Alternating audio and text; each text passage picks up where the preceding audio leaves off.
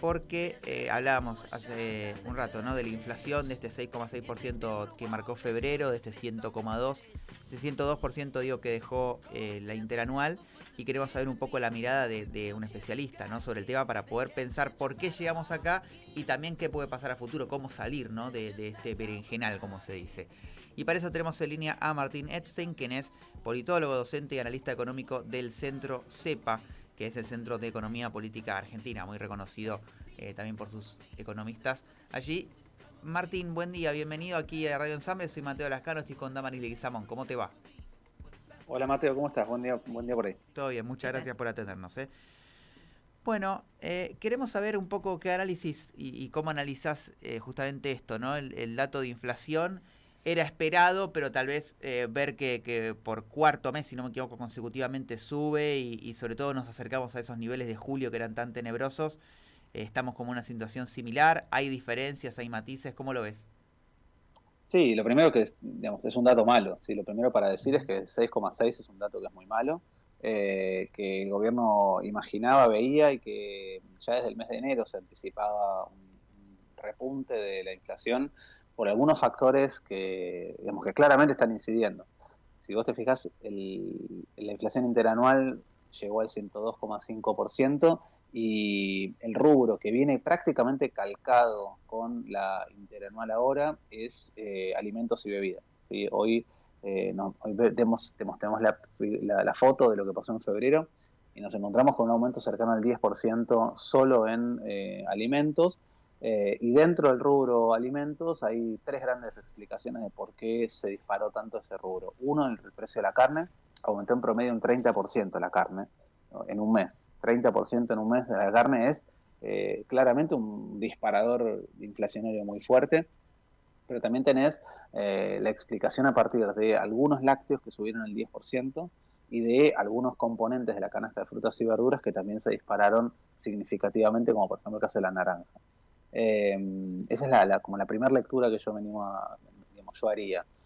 Efectivamente, el problema inflacionario parecía que tenía un buen primer resultado en la política de la gestión de masa, en la idea de bajar un punto porcentual cada 2 meses, cosa que se venía logrando entre septiembre y diciembre, pero ahora te encontrás en un escenario de una nueva acelerada de precios y me animo a decir digamos, es un escenario complejo, ¿sí? Es una situación en la cual el gobierno tiene que encontrarle la vuelta, sobre todo, insisto, a estos factores que empujan la inflación y que están fuera de los acuerdos de precios. Claro.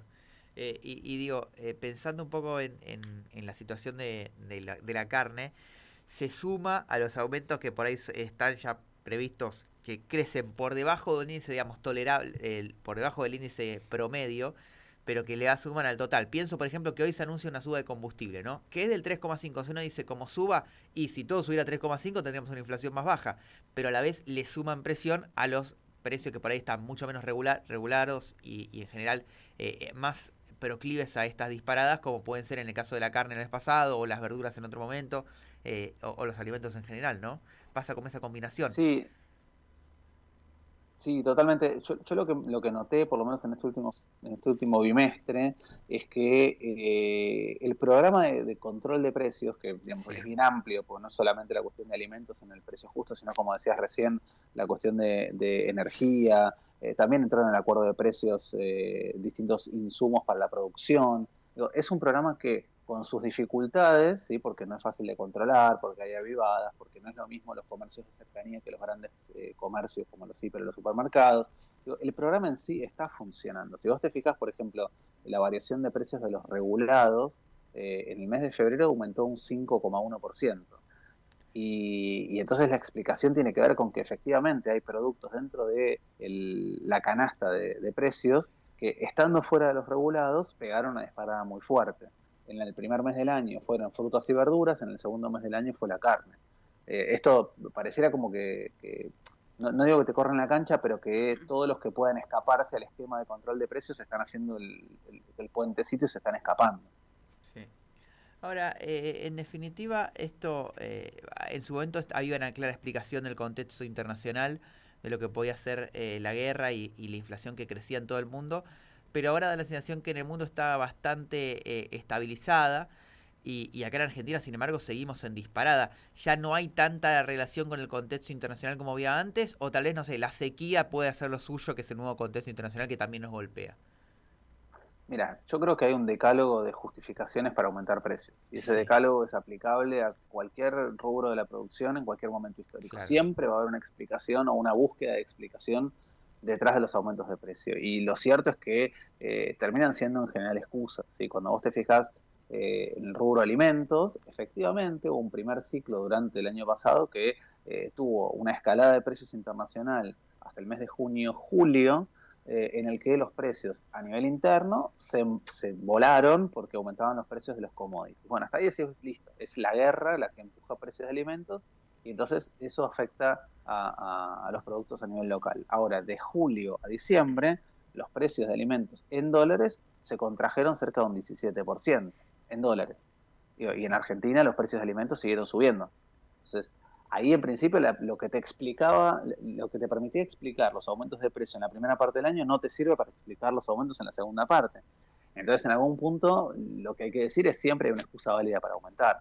Eh, lo mismo con la carne. ¿Sí? Una de las excusas que ahora se plantea para aumentar el precio de la carne tiene que ver más que con la sequía, con que el año pasado la carne aumentó 40 puntos menos que la inflación anual. ¿Sí?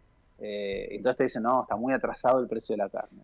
Ahora, si vos lo mirás, no en la lectura de un año, sino en una lectura de los últimos 3 años, la carne en relación con el aumento inflacionario está por arriba todavía. O sea que es cierto que en los últimos 4 meses del año pasado la carne no aumentó de precio, pero en la película la carne está en niveles de precios acompañando el ciclo inflacionario en los últimos 3 4 años. Entonces, en realidad lo que hay es un proceso de captación de rentabilidad de distintos sectores que aprovechan distintos momentos y que habrá alguna explicación, pero en general la explicación es más una captación de renta que otra. ¿Hay otro rubro u otro sector, Martín, que también esté retrasando la suba de sus precios? Además de la carne. No, retrasando precios no.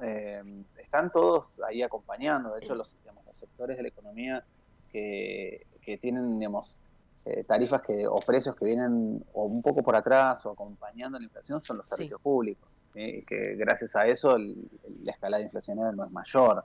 En términos generales, todos vienen acompañando a la suba de precios. Por eso es que es muy difícil romper la inercia, porque hoy lo que está pasando es que la economía mira el ciclo inflacionario de atrás para adelante y entonces si vos tuviste en el mes de febrero 6,6 de inflación, ya están proyectando una inflación de 6,6 no solo para el mes en curso, sino para el mes de abril. Entonces es muy difícil romper esa inercia, porque todos ya están refacturando, más que refacturando, recalculando precios pensando en una inflación que arranque con 6. Y ahí ya es complejo romper con esa inercia. Además porque durante la primera parte del gobierno del Frente de Todos, sobre todo en la salida de la pandemia, se buscó con distintas anclas bajar la inercia inflacionaria, ¿sí? Desde un tipo de cambio atrasado, tarifas atrasadas, paritarias atrasadas, y nada funcionó, ¿sí? La Ujú. inflación siguió para adelante. Entonces, hoy, más que, más que mirar esa cuestión de sectores que vengan, ¿no?, acompañando, yo creo que habría que buscar una mirada por arriba, que es cómo hacer para ponerle un techo a la inflación.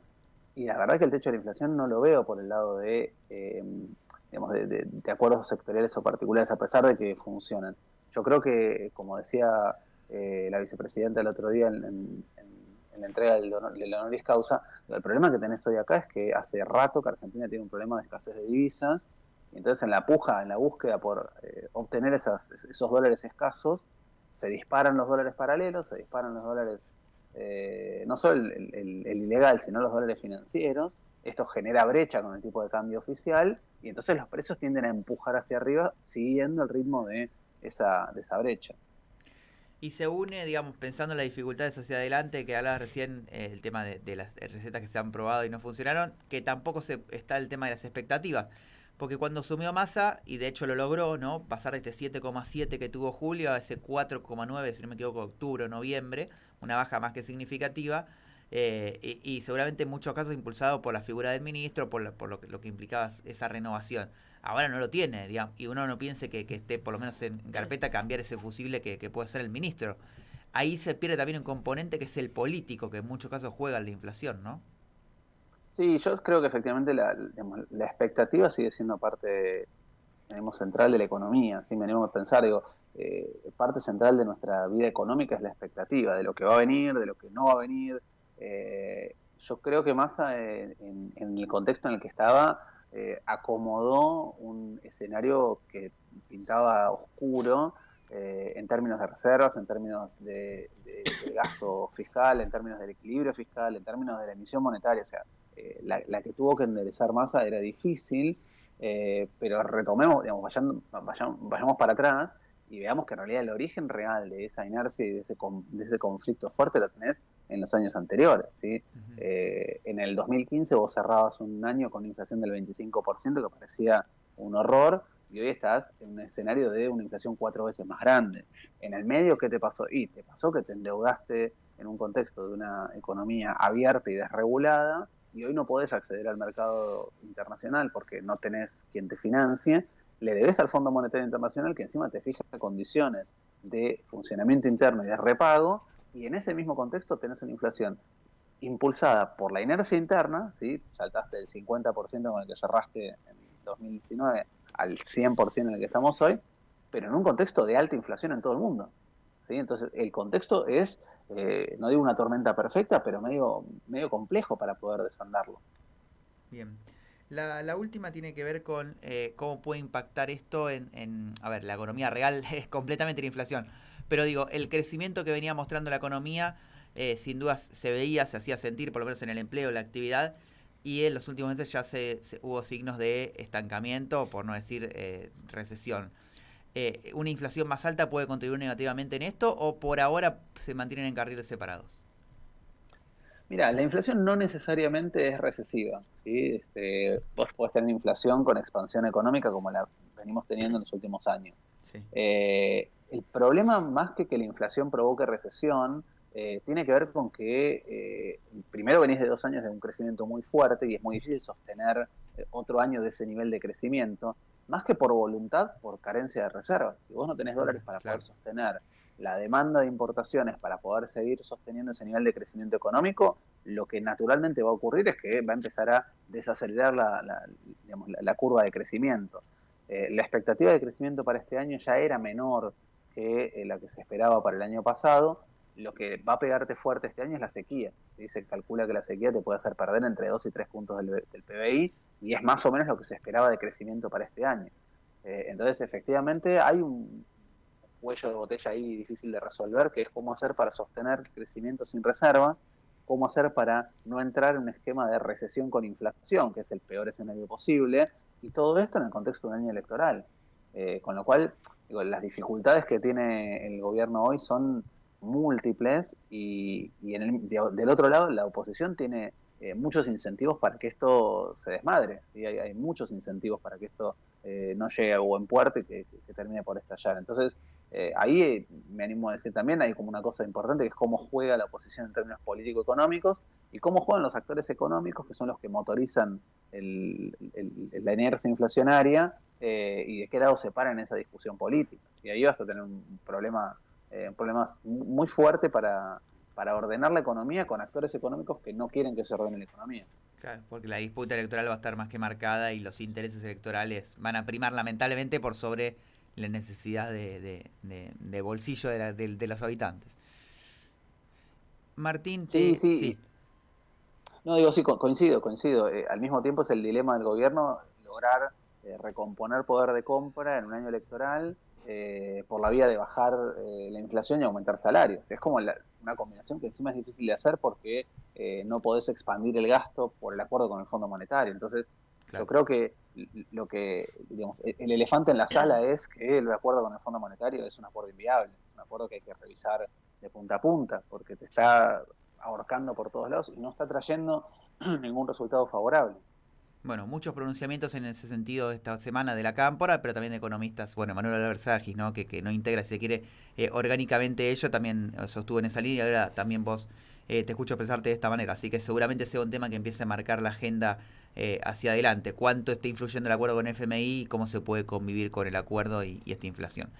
Martín, gracias por tu tiempo y por tu análisis. Estaremos contándote en adelante y a vos y a toda la gente de CEPA siempre con mucha predisposición, ¿sí? Muchas gracias a ustedes, que tengan muy buen día. Igualmente. Gracias.